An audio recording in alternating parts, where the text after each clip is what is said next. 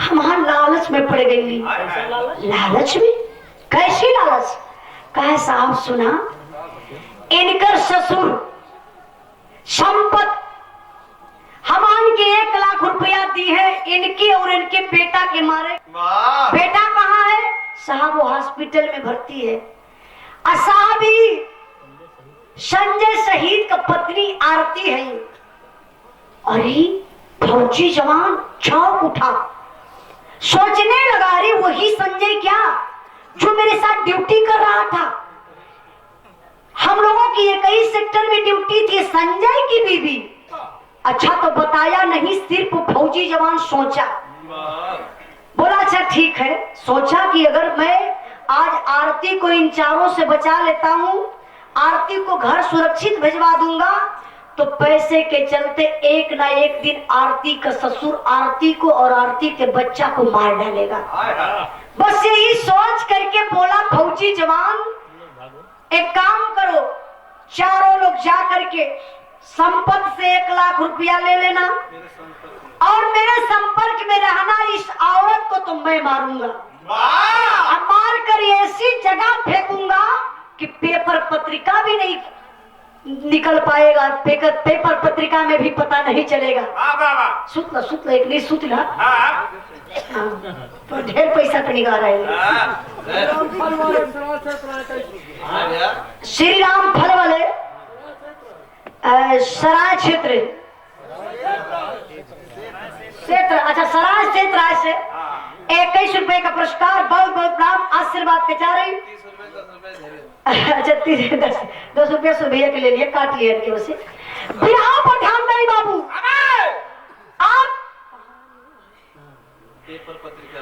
आप वो इतना कहेंगे अयन चारों हम बदमाश न निकल गई है। कहाँ गई है? संपत के दुआरे तो संपत कपारे पे हाथ धर के बैठल हो। सरवा कुल कुछ पता न दहले, मरले कि ना अभी मरले। ये कुल बात सोचत हुआ तबले चारों गईले कहे कक्का कैसा उदास हुआ कक्का। हो गया कि काम हो गया, आरती मर गई तो संपत का काम है। चल बेटा बाहर, इशारा करने के पीछे से चारों बदमाश पीछे से घर में गईले।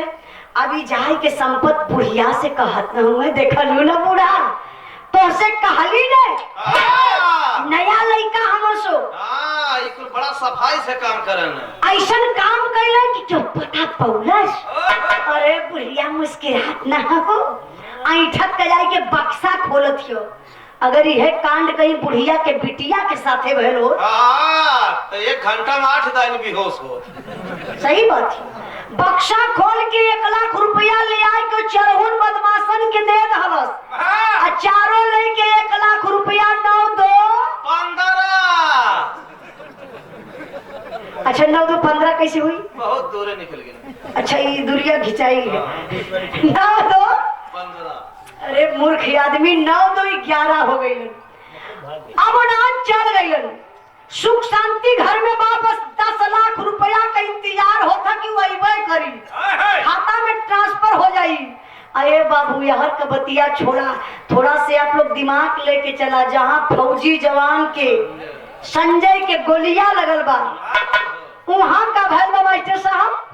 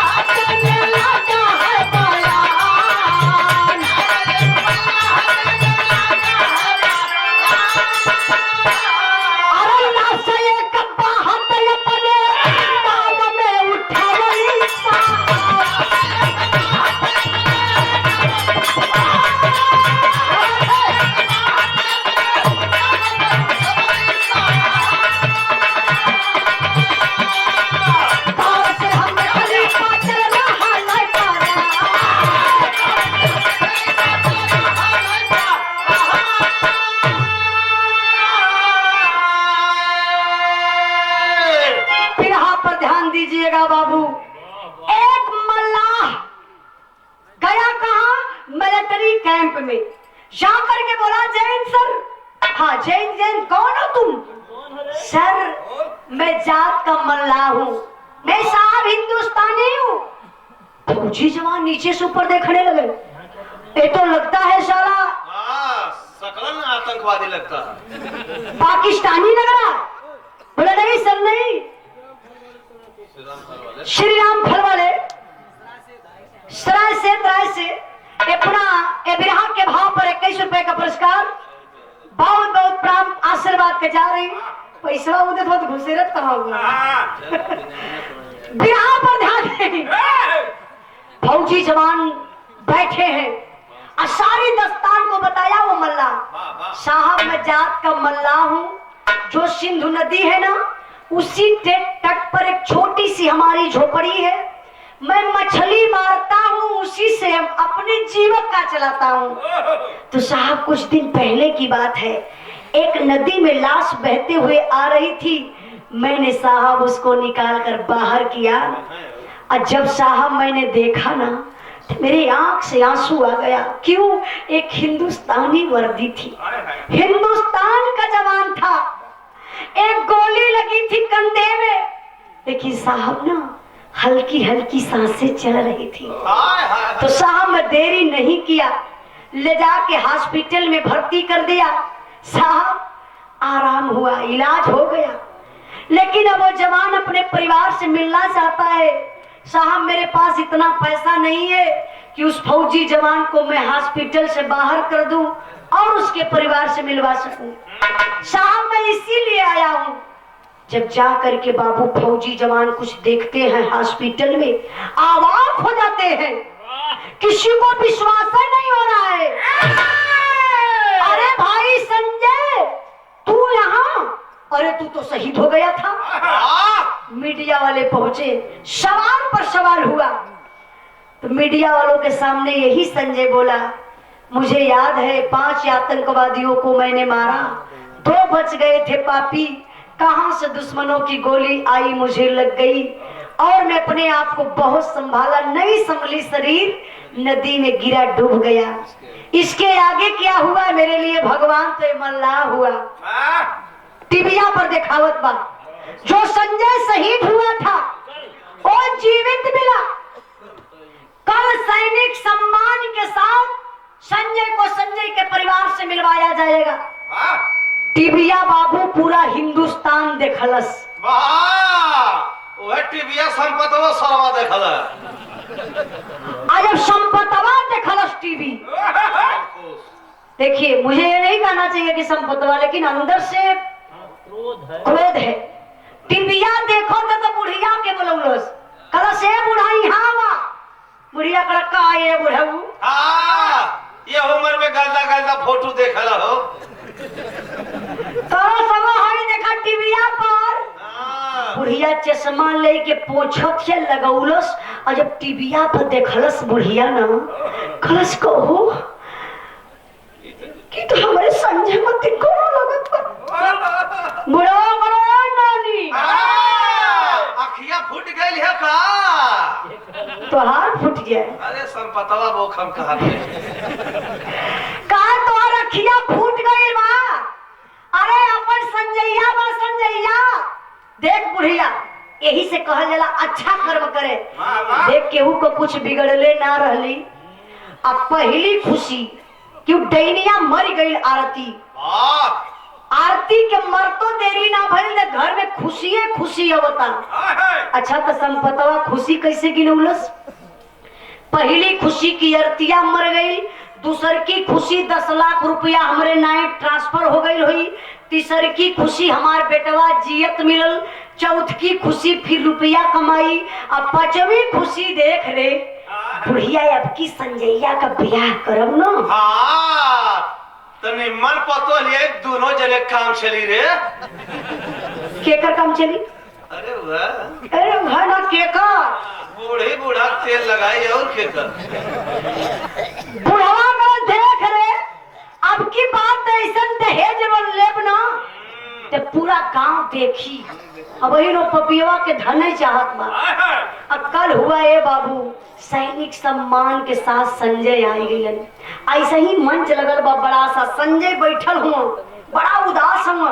अब पूरे क्षेत्र का लोग जुट गए बा खाली संजय के देखे बदे। का है कि जो संजय शहीद हुआ था वो जीवित मिला, आखिर कैसा होगा जरा देख लेते हैं। अरे पूरी भीड़ जुटल बा तो मीडिया वाले फिर पहुंचना। अब सवाल कर दो मीडिया वाले, संजय आप अपने अंदर की फीलिंग बताइए। आपका मम्मी मिले, पापा मिले, परिवार मिला, गांव मिला, समाज मिला, पुनः आपको जीवन दान मिला, आपके अंदर क्या फील हो रहा है? अतः संजय का फीलिंग बताओ। भाग सारे हाथ पहले में हरारू खोजे दे। संजय हर बार देखत हूँ तो बुढ़िया माई बड़ी चलाक बा। संजय का माई आईली तो ये संजय का बरवा सुहरावत गलवा सुहरावत कली बेटा हम बुझत बनी ललऊ थोड़े पीड़ा के कि अखिया जे के तोहर खोजत पर ललऊ ना ओकर अखिया तो के खोजलस ना तेरे हिया तभी तौलस हो लाल। वो 10 लाख रुपया का पा गई, कौन दूसरे मर्दे के साथे भाग गई। अरे बाप रे बाप, जो फौजी जवान इमोशनल में था आज वो तेवर में आ गया। बोला ए माँ सुन मेरी बात, मुझे ऐसी नारी की कोई जरूरत नहीं है। फौजी जवान संजय के काम मालूम कि हमार माई मानथारा को रोल अदा करत है। गजब हो गया। ऐसा ही भिड़िया जुटल बा बाबू। और तब ले वही भिड़िया में से एक आवाज आई गई जो करेजवा के चीर रहलस। आवाज के कर रहल कैसे रहल मास्टर?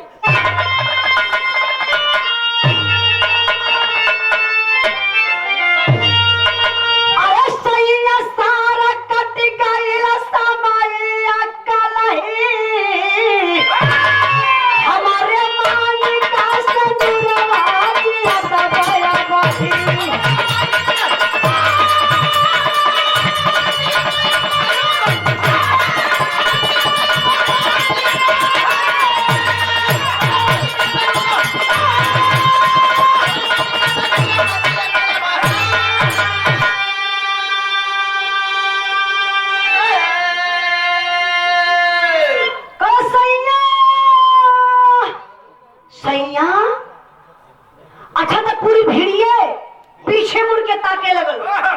एक कौन औरत है जो सैया सैया कह के चिल्ला रही है? ए बिरहा के भाव पर सम्मान किया हमारे बड़े भैया शिव पूजन यादव जी सुजहां जहां हमारे और प्रेम भैया का बिरहा वही 4-5 दिन पहले में रहल है। 6 तारीख ने भैया बहुत बहुत भैया के प्रणाम। आप कुछ लोग भैया वहां सुजहां से भी आए हो, सब भाई के नमस्ते प्रणाम जितना भैया लोग आई हुई हैं। लेकिन बिरहा पर ध्यान दइए बाबू, सैया सैया कया वजिया पूरी पब्लिक ये पिछवा मुड़ के देखत बा। अच्छा तक के पहचानलस नहीं? अरे भाई पब्लिक ना पहचानत बा, लेकिन संपतवा चिंता संपतवा पहचान गल। अब वो कपारी हाथ धइलस, कहला दादा रे दादा कहो 1 लाख रुपये से ले गई। जिंदा सरवा पहुंचाऊ गई ने आरतिया के जियते पहुंचा दन। अब तो बुढ़वा के धैलस घबराहट कि भेद लगत बा खुल जाई। आई है पेट कस के पकड़लस और डिब्बा में पानी भरलस और धीरे से नहरी ओर पर रहरी के खेते में जाए के वो रहरी का पेड़ पकड़ के झुमत बा। आयार बुढ़िया तबले बुढ़िया देखलस, बुढ़िया के तो बतिये नहीं आवतिया। कहलस कहो आरतिया बा। आरतिया के मौसी के लड़की खड़ी है। अब जाय के बुढ़िया संजय की अकबरिया में पकड़ के लगा चिल्लाई के रोवे, करे लाल हो लाल। डाइन खड़ी है डाइन। कतरिया मदद नहीं दी है काहे ना? कहाँ डाइन खड़ी है? वो समानमा संपतवा के घर में। तो ये हरियर हथवा का कर दूंगा। अरे हमार सीधा यार पड़ा ये हरियर के देवा तो का हो जाई? एक आंखिया फूट जाई। उनके आंख बचावे में आप पब्लिक कुछ उल्टा पलटा समझने लगी। अब बोला मत नहीं तो समझ नहीं हुई। अब बुढ़िया माई ना पकड़ की अखबारी में कलश लाल हो लाल।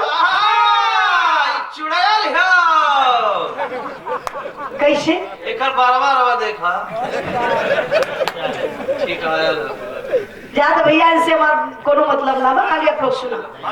बुढ़िया कलश रे ललऊ आई गई दैनिया तो के फिर खाई हो हीरा।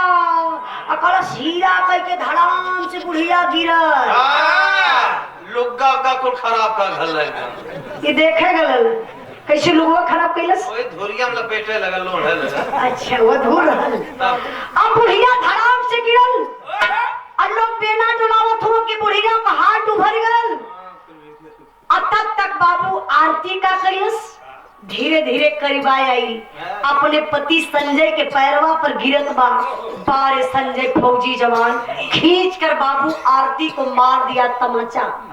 ए मलपटवा पर मरलन। आरती गिर के बेहोश हो गई। जब होश में भैली कली स्वामी जी अरे मैं आरती हूँ सौरिये में छोड़ के गईला ही आपका बेटा बा। फौजी जवान कल सुन आरती क्या मैं तुझे पहचान नहीं रहा हूँ? पहचान रहा हूँ लेकिन सुन मेरी बात। क्या मैं देश की रक्षा कर सकता हूँ? तू मेरे परिवार की रक्षा नहीं कर पाती थी। क्या 10 लाख रुपया तुझे मिला? तू लेकर के किसी पराया पुरुष के साथ में चली गई। अरे बाप रे बाप गजब हो गया। कोई भिड़िया में से एक दूसर की आवाज आई। ना ना रे संजय ना तुझे झंडे तिरंगे की कसम है। तू मुझे पहचान रहा है कि मैं कौन हूँ? संजय उठ के खड़ा हो गई और जाय के भिड़िया चीड़त और जाय के गले मिल गई। आखिरकार रहल के देवानंद फौजी जे आरती के बचौले रहलन। कारण अरे भाई देवानंद मैं पहचान नहीं रहा हूं। तब देवानंद कारण की भैया सुनो आरती को कह रहे हैं ना किसी पराये पुरुष के साथ में गई थी। 10 लाख रुपया पा गई। आरती किसी के साथ में नहीं गई थी। आरती को मैं ले गया था। संजय बोला भाई तू मेरे साथ इतना बड़ा गद्दारी किया। देवानंद बोले भाई सुन मेरी बात एक गद्दारी नहीं है। अगर ये हकीकत तुझे जानना है ना तो अपने पिताजी संपत को बुलाइए। अब संपतवा लगल हो जाए। संपत का पता है ना बा 4-5 गो लड़का गईले तो पौले कहा कोई नहरी वह पार रहरी के खेते में। और देखा था तो 270 वाली मार के सरवा फेंट चारों लड़का गईलन कला एक कक्का चला घरा चेक बाटो थलेला चला तो बुढ़वा तो समझते है बा जाए के तैयारे ना बा। जबरी पकड़ के लड़का लेके गईले वही दुआरे संजय के सामने खड़ा कर दिला। तो संपतवा बहिन न खड़े लगावत था। मुझे पता नहीं चल रहा मतलब मैं कहाँ हूँ मुझे पता नहीं चल रहा है। तब ले देवानंद कहे पिताजी आप नहीं पहचान रहे हैं। सुनिए मेरी बात सच बताना पिताजी आप 1 लाख रुपया किसको दिए थे आरती को मारने के लिए और आरती के बेटा। अब संपतवा का जो शराब का नशा हो खत्म होश में आ गए। कले बाबू तू हुआ के अरे हमार बेटा जब शहीद भयल संजय सुनली 1 रुपया जहर खाए बदे ना रहूं आज 1 लाख का बात करत हुआ। ए बाबू तू जा अपने घरे हमें खुशी बा हमार पोता मिलल पतोह मिलल बेटा मिलल और का चाहिए। तब देवानंद सारी बात को बता दिया। चारों बदमाशों से संपर्क बनाया था। जब बुला लिया अब तो होशे उड़ गए संजय कर। सारी बतिया सुन के संजय कहा पिताजी पैसे के चलते आप मेरी दुनिया उजाड़ना चाहते थे पिताजी सुन लीजिए, आपका 1 इंच मुझे नहीं चाहिए, सारी प्रॉपर्टी ले लीजिए, खुश रहिए। मैं वादा करता हूँ जब तक जीवित रहूंगा सर्विस का आधा पैसा घर भेजवाता रहूंगा। अगर मैं शहीद हो गया तो समझ लीजिए जो शहीदी रास मिलेगी ना, पिताजी उसको ले लेना। अपने माई के तरफ हथवा जोड़ के कहले, का हो माई? कहत रहलू आरती भाग गई। आरती का दशा, एक फौजी जवान के बीबी कई दशा। हे माई सुना, अपने दिल में सोच ला कि आरती भागल बना तो भगली बा। पिताजी से कहना, संजय बाबू सुना, आपका बेटा संजय शहीद था और शहीद है, सब कुछ ले लीजिए, मुझे कुछ नहीं चाहिए, मैं जा रहा हूँ। फौजी जवान चल रहा। जब कुछ दूरी पर गए ले बाबू, तब ले आरती पीछवा मुड़ के तकली, अपने सास ससुर का दशा देख के अपने पति के पैरवा पर गिर के कहत का बड़ी,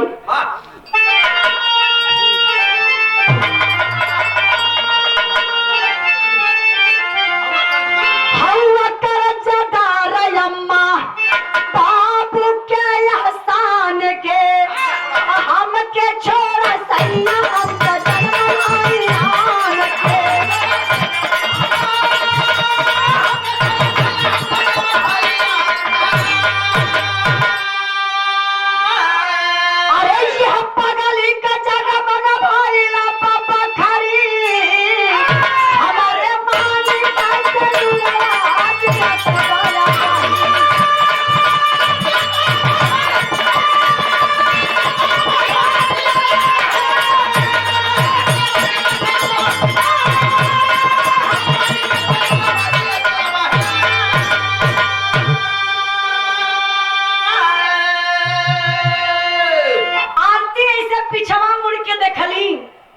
सास ससुर ना बोली जात बा ना डोली जात बा, टूअर जैसन हो गईलन। करने के पश्चाताप करत हूँ। तब आरती बोली, स्वामी जी सुनिए मेरी बात, जो मुझे कष्ट मिला ना उसको मैंने दिल से लगा करके झेलिया। अब वो झेलने का मुझे परिणाम मिला कि मेरा सिंदूर वापस आ गया, मैं सब भूल गई। लेकिन सुनिए ना, ये मम्मी पापा जो हैं आपके पैदा किए हैं तो बहुत बड़ा अरमान लेकर के, मैं क्या, मैं तो किसी और की बेटी हूँ, इन लोगों की बहू हूँ। तो काम करिए स्वामी जी, मम्मी पापा को मत छोड़िए, बुढ़ापा में कहाँ लोग जाएंगे, बार बार अपने करनी पर पछताएंगे, पछता रहे हैं, मम्मी पापा को लेकर के चलिए। बारे फौजी जवान संजय, मैं ऐसे फौजी जवान को, ऐसी नारी को सलाम करती हूँ। अब ले करके संजय मम्मी पापा के, अपने बीबी बच्चा के चल गए ड्यूटी पर। आज भी फौजी जवान ड्यूटी पर तैनात हुए। अब परसों संपत वक्त रही भी हो, ये निमंत्रण बांटत हूँ। हाँ, तो बिरहा के सुने वाले भैया बहुत बहुत आप लोगों के धन्यवाद देते बनी। कुछ भी गाओ बजाओ में गलती भई रही तो आप लोग क्षमा करने का कष्ट करिए। लेकिन हम बताइला कि हर एक इंसान एक समान नहीं हो सकेला। परिवार से बढ़ के रुपया पैसा कबो न होला। ये बाबू, रुपया खत्म हो जाई लेकिन परिवार बा तो कौनो न कौनो वक्त में काम आ जाई। फिर हाँ के आखिरी भाव,